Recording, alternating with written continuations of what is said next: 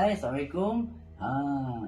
Ni ada satu pengumuman di mana sahabat saya Izzat Lazim akan mengadakan satu mini showcase jiwa dan Hello, hello, hello, hello, hello. Terima kasih kerana anda memilih Kokoci TV. Maklumat disampaikan oleh pembaca di portal Kokoci ini hanyalah bertujuan sebagai penyampaian sahaja. Segala maklumat yang disampaikan tidak bertujuan untuk perkara negatif. Kami juga tidak bertanggungjawab terhadap perkara yang disampaikan sama ada terbuka ataupun tersirat. Perkongsian bertarikh 2 November 2022 ini diambil dari harian Metro yang ditulis oleh Rizwan Abdul Rahman. Sebelum itu, jangan lupa untuk like, share dan subscribe. Sokongan anda adalah amat dihargai. Isteri penyanyi Zamani, Nur Juliana Abdul Rani mendakwa suaminya tidak menerima bayaran ketika menjayakan konsert doa buat Zamani yang berlangsung pada 30 September lalu. Menurut laporan harian Metro, penganjur konsert Alan Ahmad bagaimanapun tampil menjelaskan bahawa kemungkinan wanita itu tersalah faham.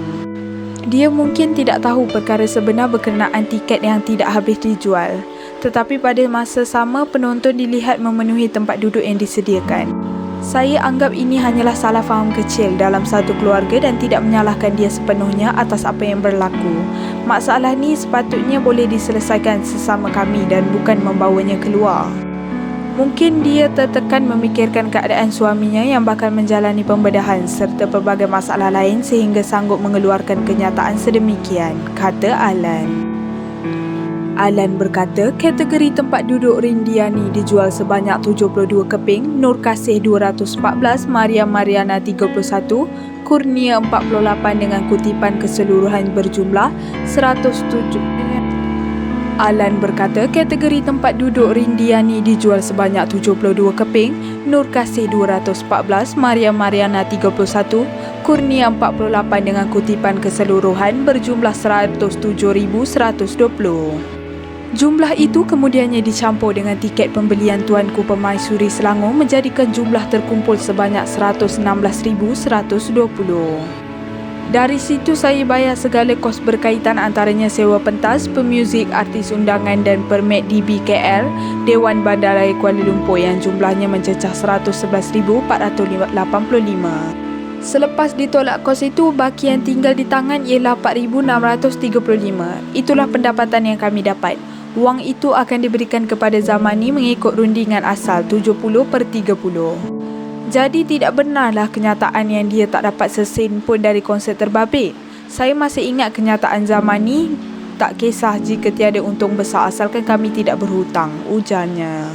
Sementara itu, harian Metro juga telah melaporkan bahawa perkara berkenaan sudah diselesaikan secara baik di antara Alan dan Zamani pada Sabtu lalu dan menjelaskan semua tiket memang tidak dijual.